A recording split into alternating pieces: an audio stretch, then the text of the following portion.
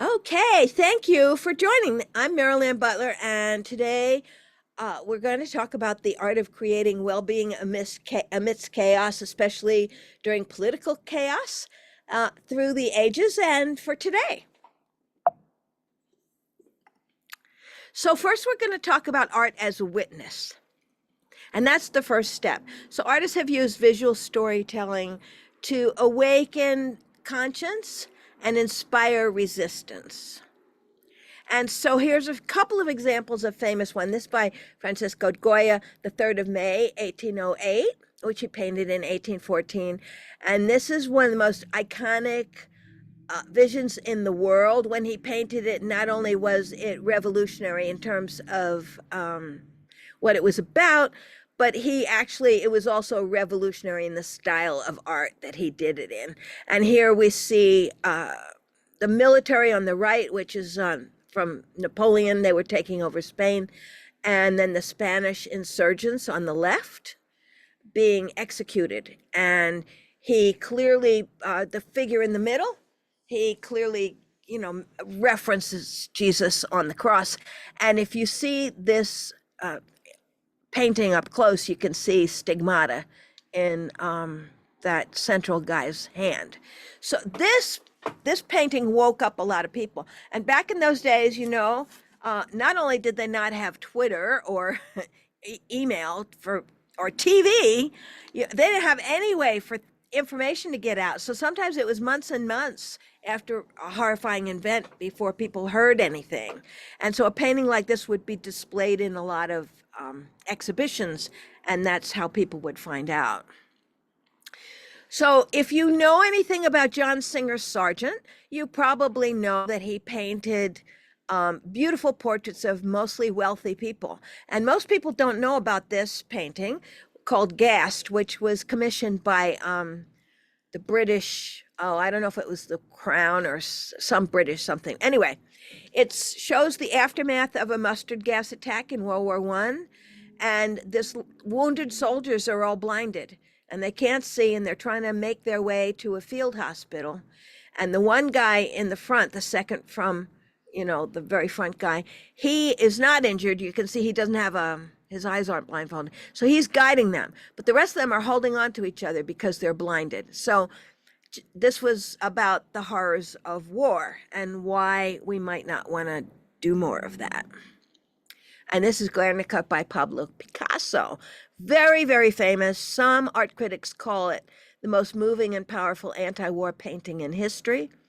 The city of Guernica, Spain, it was in Basque country, and it was kind of the capital or the center of the Basque culture. And this was in 1937, so it was in the beginning leading up to World War II. And they actually bombed this place specifically as a terror bombing. And the vast majority of the people were killed, and most were women and children. And so Picasso, on the very left, you see that woman underneath the bull who's crying and holding her dead baby. And there's dead people on the ground, and on the right-hand side, somebody's screaming up to God. And it's, even though it's not realistic, it's got a lot of emotion to it. And interestingly enough, he was not very political at all. But at the time that this happened, his live-in girlfriend was a leftist who was very disturbed by these events. And basically, she's the one, apparently, who talked him into doing this. And she was a photographer. So it's very interesting that he chose to do this in black and white, most of his works in color. So there was the woman behind the idea. And she did everything. This thing is huge. I can't remember how big it is, but she got a studio for him that was big enough to paint it in. And I saw it once in the Museum of Modern Art in New York years ago, but I believe it's in Spain. And it's really something like 17 feet tall or something. I mean, it's big. So here is The Death of Marat by Jacques-Louis David, who is considered the most famous French painter of his time.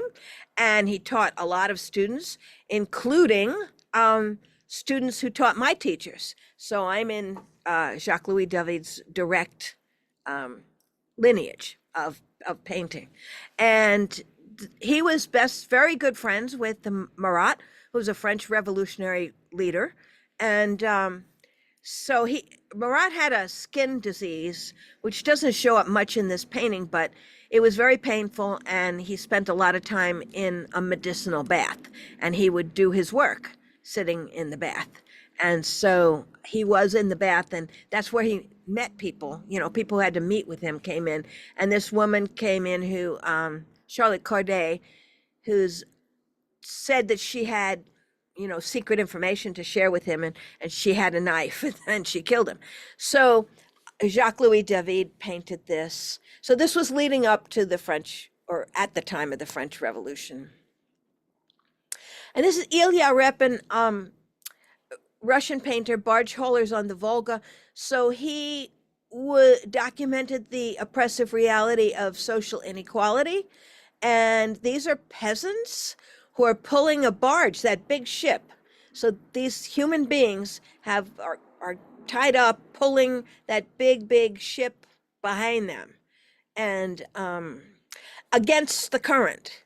And so this is kind of what he's saying about poor people in society have a monumental job, that they're trying to live their life against the current when the wealthy take over.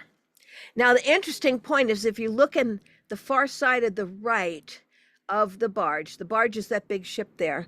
To the far side, you see a steamship there, way in the background. And Repin was probably saying, you know, do we need to treat these people like this when we have on the horizon another way to do this, which was steam power.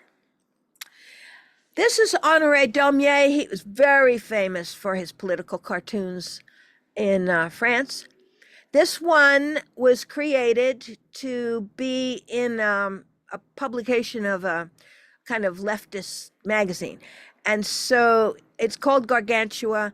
And what we're seeing here is the king on the left is corpulent, and you know, he has practically no legs. He's just big and fat, and he's eating all the wealth of the poor people. The poor people are down there at the right. They're dressed in poor clothing, and they're having to put all their money into this little basket collected by a person who is of the state. Maybe some of this is starting to sound familiar.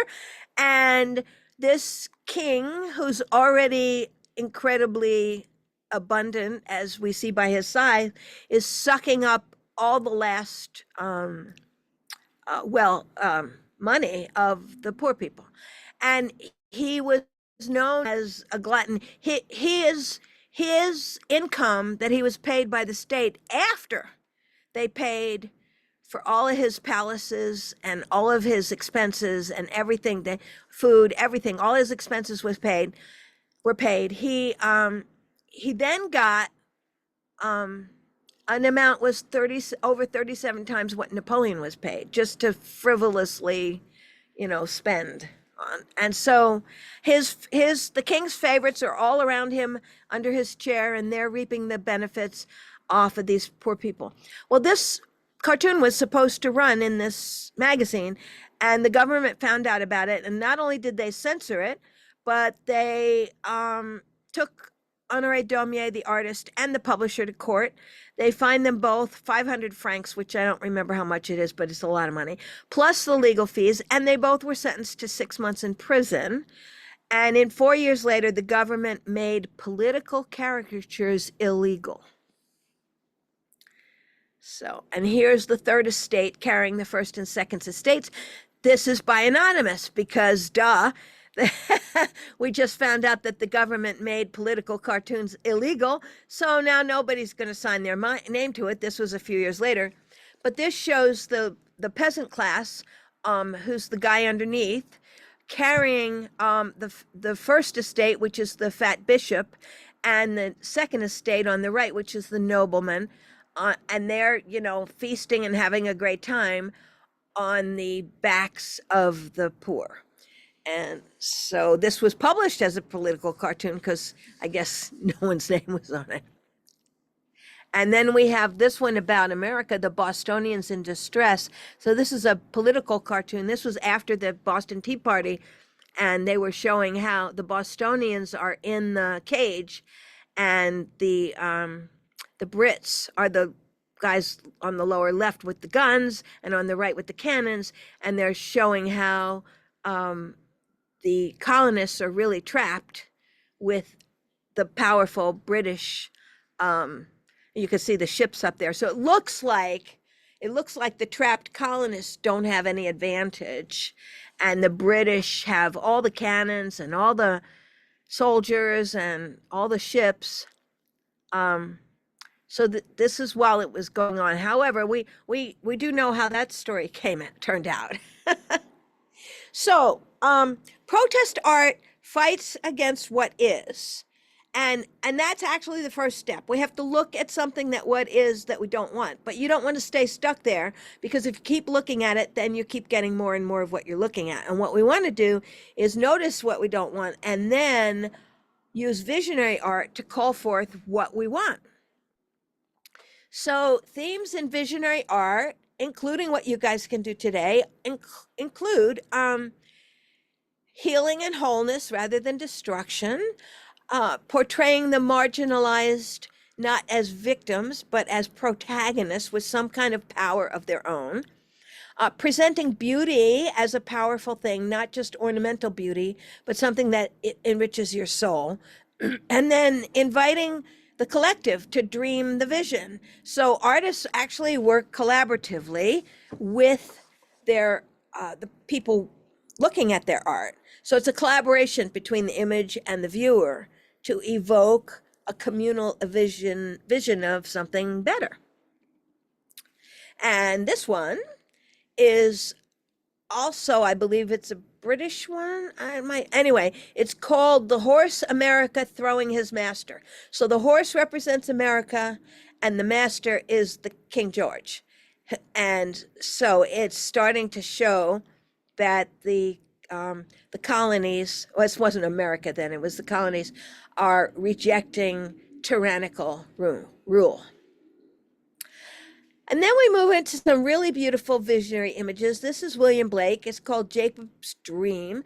And so this is an example of collective dreamings where the artists kind of work collaboratively by evoking communal visions. So this is, it could be Jacob's ladder in the Bible, or it could be just a spiral up to anything loftier than where we are right now. And this is by Nicholas Roerich, an amazing Russian-born visionary artist, 1945. So he's more modern art.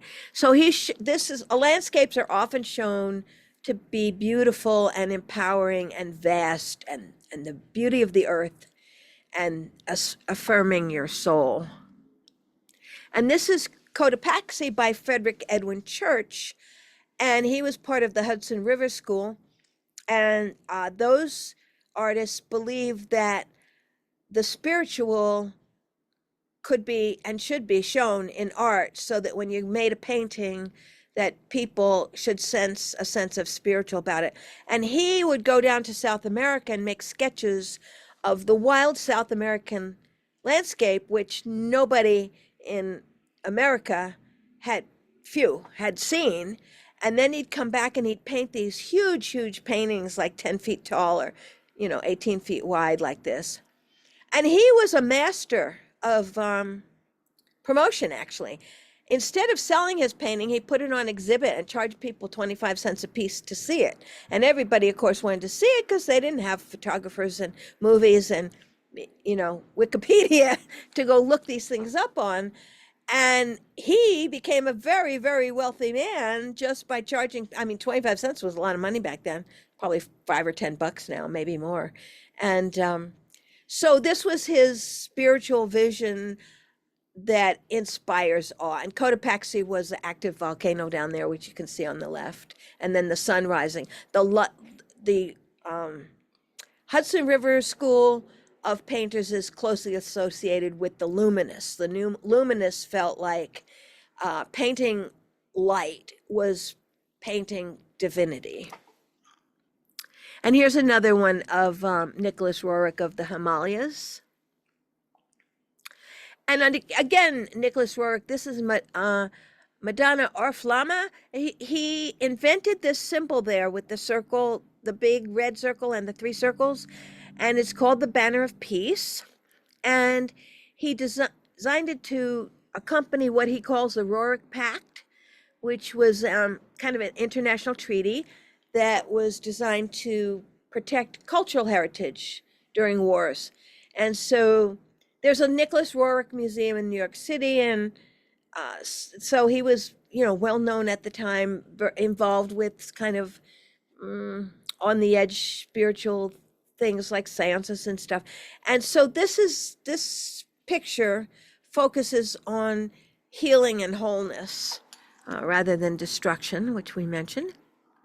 So a quote from him, which you could apply today: "We were not ready to believe in such human madness. And now also the heart does not want to admit that a new horror has been born. Once more, we will turn to art to remind us that destruction is unacceptable. Once more, we will hope that at least now humanity will understand what true values are and what is the purpose of human evolution." And he said this in 1939, almost 100 years ago, like 85, almost 90. So this is Joan of Arc by Jules Bastien Lepage. He was a French painter in 1879. And here he shows her not as a warrior, but she's listening intently and having a vision. And her, if you can see her face, I put an enlargement. This is one of my favorite paintings at the Metropolitan Museum of Art. I went there many, many times when I lived in New York. I was in high school, and whenever we had a day off of school, I would take the train into the city, and I always made a beeline for this painting and a few others that were my favorites. And it's just, I think it's one of the most beautiful painted faces I've ever seen. And you can see her eyes are like, have that unfocused look. So you know she's seeing a vision. And on the left-hand side of the picture here, you can see just barely in the angels. There's three angels in there, and they're behind her. So an artist will often do that. So if an artist wants to show that you're having a vision in your head, the face will be facing away, and then the visionary part of it is behind the person having the vision. So she's communicating with the divine. This is Hilma af Klint, and she was a very modern artist in the late 1800s, early 1900s. She didn't really show a lot of her art, and she said she was painting like the map of the cosmos in abstract forms, and her forms represented harmony, spiritual evolution, the balance of forces. Her work is a visual prayer. She never sold anything. She kept everything because it was supposed to be one exhibit in a temple, and she never got the temple built. She drew it. She drew it as a spiral building that was supposed to house her art that was like the map of the soul and the map of the cosmos. And so her work got kind of put away and forgotten until someone discovered it in the 60s. And then the Guggenheim did a whole exhibit of her work. And if you know what the Guggenheim Museum looks like, it's a spiral building, very similar to what she drew, to house her artwork.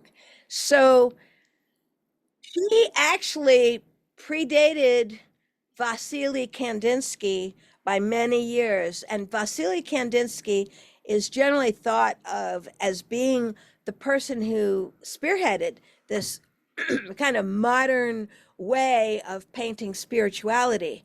However, it turns out that Hilma af Klint was friends with Rudolf Steiner, and he's the only person that she gave a few pieces of his work, and of her work, and she gave him a few pieces of her work, and he thought it was, really good. He wasn't too effusive with her. She was a little disappointed, but he later wrote and said that it was amazing. And we know that Vasily Kandinsky met with Rudolf Steiner. So a lot of people think, and after he met with Rudolf Steiner, his work changed a lot to reflect what Hilma af Klint was doing. So a lot of people think she was the pioneer of that kind of style of art, and that Vasily Kandinsky gets all the credit, which would not surprise us, would it? So, and here's another one of hers. These are my two favorites. There's a lot more. If you look her up, there's a fabulous movie called Hilma, Hilma, that came out about 2 years ago. There's another movie that's a lot older that's not nearly as good, but the dramatization that came out a couple years ago is phenomenal. I've watched it a couple of times. This is a contemporary artist named John Petrie. He's fabulous. He's at johnpetrie.com. And this is digital art, and this is his vision of heaven. So these artists are inviting us to come forward. Once we've noticed what we don't want in the world, these artists are inviting us forward to start to envision what we do want. And this one is The Spirit of Flight by Josephine Wall, another contemporary artist at josephinewall.co.uk. And this is one of my favorites by her. And this is Gilbert Williams, who has really got famous in the 1970s and 80s. This is his Healing Temple vision. He's at gilbertwilliamsart.com. And this is another one of him, by him. Couldn't find the name, but this has like flying angels through columns. He does a lot of stuff that makes you think of, maybe Atlantis or ancient Egypt. He has some Egyptian stuff, and a time where things were more visionary. So now we're backing up a little bit to 1865 to some visionary, art that was visionary then. And this is the Apotheosis of Washington. It's a fresco in the Capitol building. And you can't see it very close up because it's 180 feet above the rotunda floor.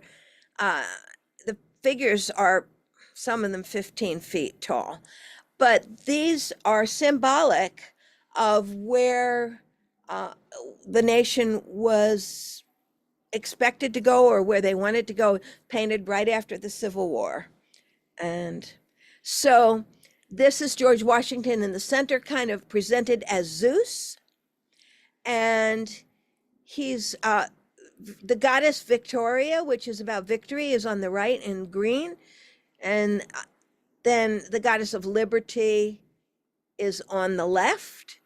And she wears a red liberty cap, which that little red cap that flips over ever since Greek times, it represents the emancipation of slaves. And so that's what that's about. Interesting thing is she holds a bundle of rods, and coming out the top is an axe that is the shape of a labyrinth. And the labyrinth has a relationship to the labyrinth because there's labyrinth-shaped shapes in that. So I really like that little detail since I'm a labyrinth builder. This is another area of that big fresco with Minerva, the goddess of wisdom, and the goddess of the arts of civilization. So you'll see most of the time, even at the beginning of this country, it was always a female figure that was representative of the best that our country could be. And in the beginning, it was Columbia, who is the goddess of peace. Her name means peace. And she was at the beginning portrayed as a wild looking Native American Indian. So it was actually a Native American, woman who represented freedom and,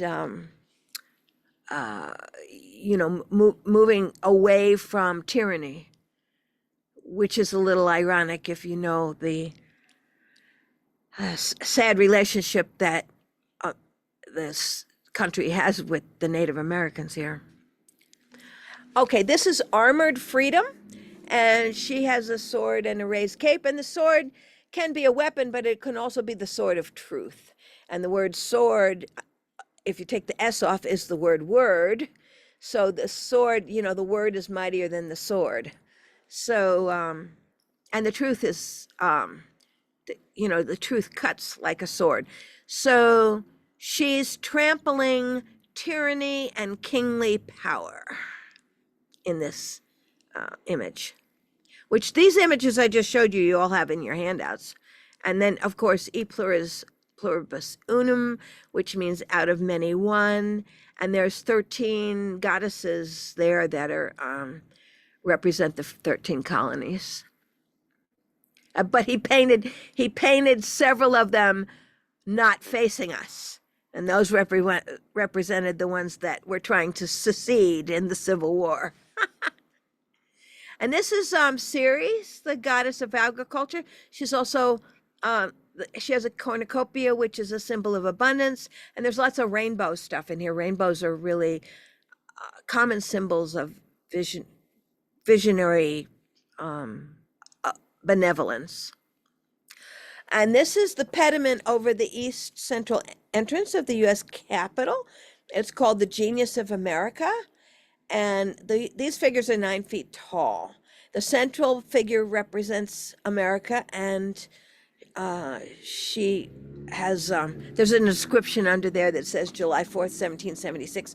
So she is pointing with that hand in front of her towards justice, and justice is lifting her scales.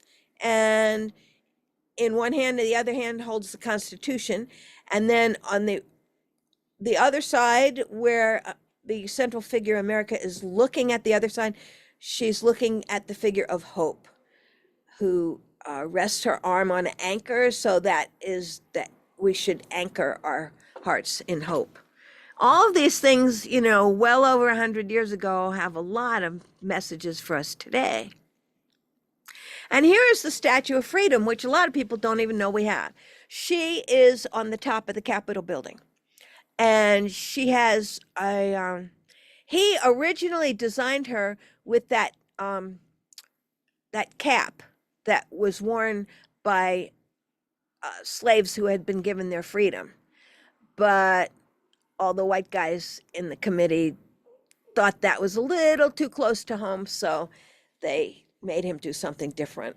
And you will notice that a lot of these outdoor statues of goddesses have something at the top, like she's got these feathers, and those harken back to this land being Native American, and she's got those pointy stars, and there's 13 stars for the 13 colonies.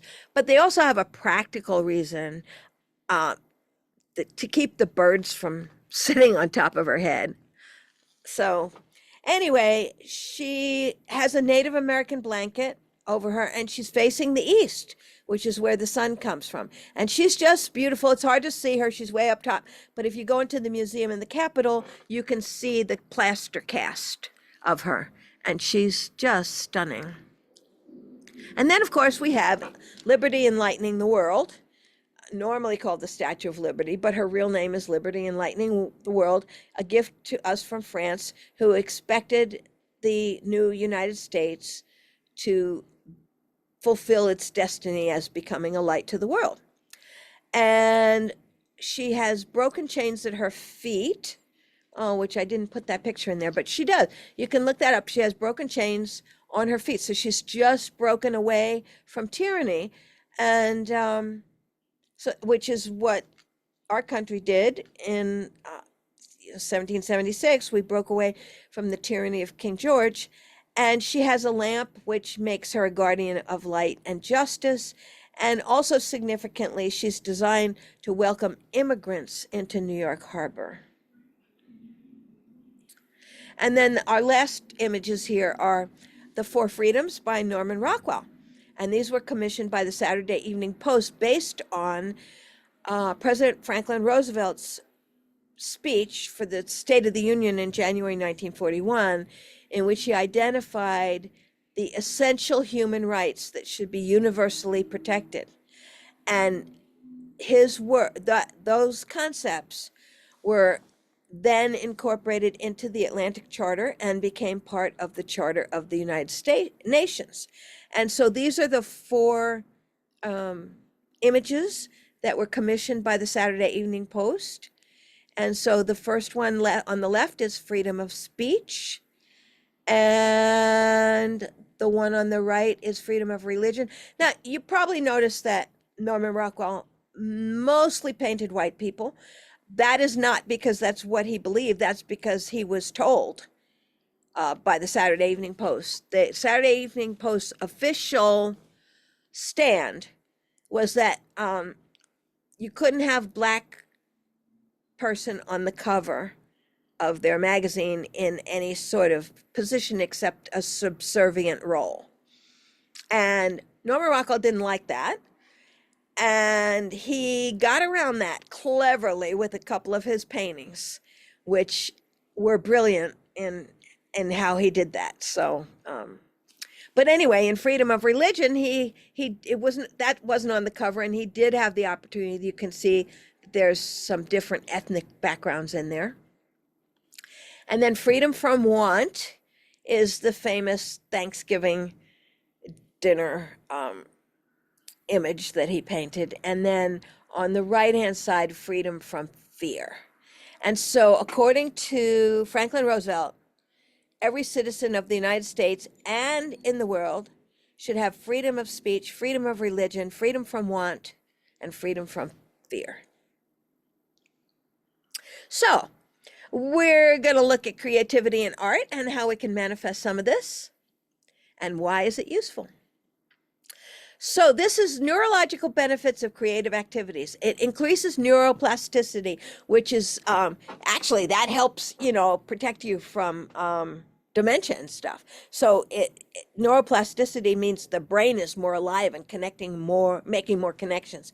It reduces cortisol, which is your stress hormone, and it improves cognitive functioning that is important for creative problem solving. So if you have a problem that doesn't seem like it has a solution, all problems have solution. It's just whether we notice it or not yet.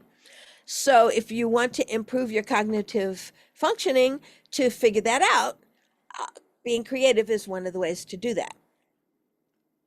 And one study showed that small creative activities daily lead to increased flourishing and positive emotions that are often could be found to be extended into the following day. So guess what? If you do a little creative activity every day, you're going to be moving that forward every day and feeling better and being more creative in all aspects of your life, not only problem solving, but all kinds of wonderful things.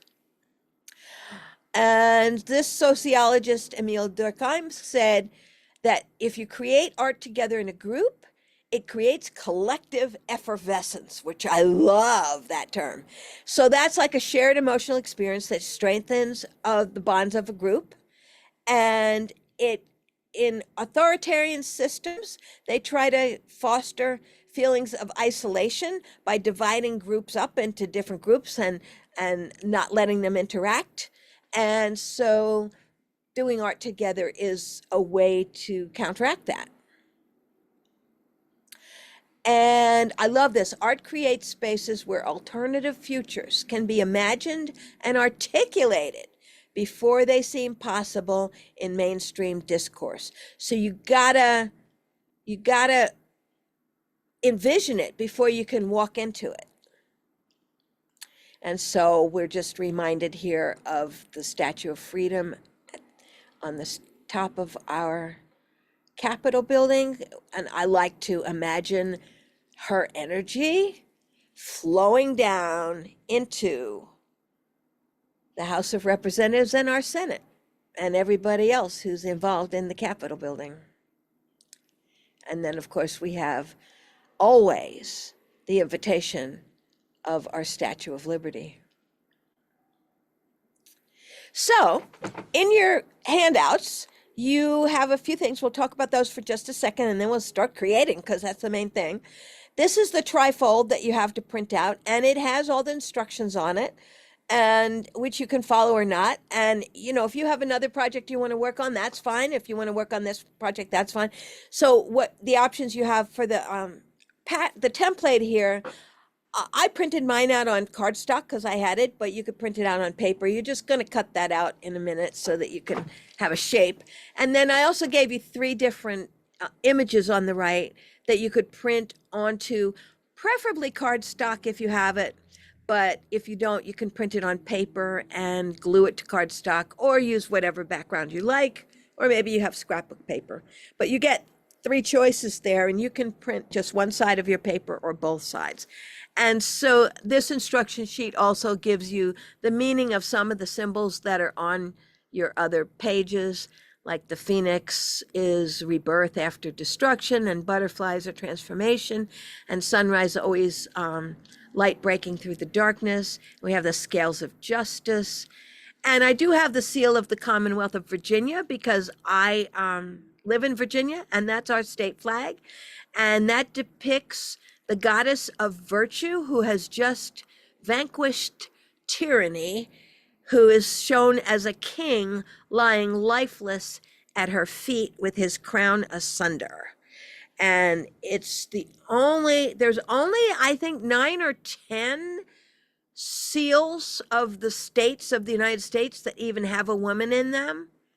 And this is the one where she is the most powerful. So, and of course, Virginia is the home of more presidents than any other state. So I feel like that's important. And there is included one of that. And here's my other supplies. I usually gather them. This is the lid from a banker's box. And so I have some glue and some brushes and pencils, and I have some glitter. I like glitter paint to glue my rhinestones on. I always like rhinestones. I have a bunch of hole punches in case I want to punch out shapes.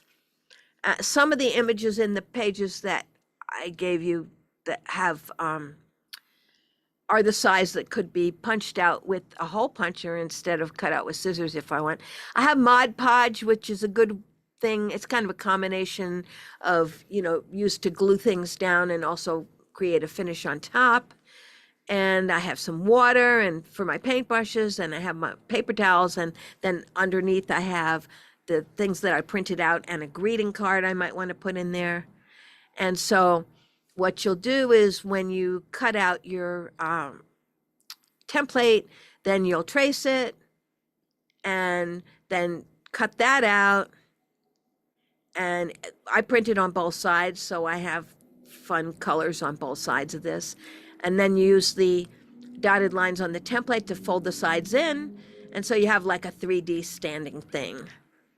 And so these are some of the pages that you got with some things that might be a vision of what we would like to have. I wrote an article a few years ago called The Opposite of War. It's Not What You Think. And we all think that peace is the opposite of war because Dostoevsky, and, we think of the 2 words together, war and peace. But what I wrote in my article is that if you figure there's a fulcrum in the center, sort of like a seesaw, and that plank between it, which is trying to get balance, and on the one side is war, it's not peace that's on the other side. Peace is in the center.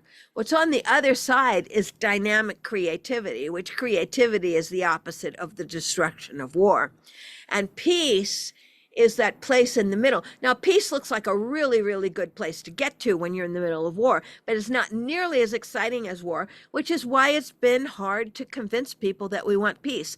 They would be much more excited with a world filled with dynamic creativity, where people are loving and dancing and creating new things every day, we've been trained. Those of us that grew up in Judeo-Christian culture know, or maybe we don't know, that the whole story of God is as an artist. Genesis is all about creativity. God created this, God created that. Oh, I like that. It's exactly the path of an artist. As an artist, you create something, you look at it, you're like, oh, that was fun. I like that, but maybe I'll tweak it a little bit and make another thing. And then you make the next thing, and then you make the next thing. And it's just like this abundance of creativity that is tons of fun. And, basically that's what God did. And when I work on a project, I start the project and I do one thing and then I create more and then I think, oh, that's pretty good, but I'll tweak this. And then I create more and I think that's pretty good, but I'll tweak this until I get to the point where it feels complete and I've created the most excellent, perfect thing that I could. And so I think that happened with God. I think God created, the land and the animals and this animal and that animal and then all people. And then God created Adam and said, wow, that's pretty good. Give me one more chance and I can make it perfect. So that is my personal interpretation of Eve. And here's two more pages. So you see on the page on the left, you have some of the images that I showed you. And on the right, you could color some things in. And the bottom left-hand circle there is Virginia. So let's get to creating. And this is the end of the slideshow. If anybody's seeing this in a recording, and you would like the handouts, you can contact me at my email or oceanviewarts.com and get handouts. And you can do this too at any time and contribute to the vision of the future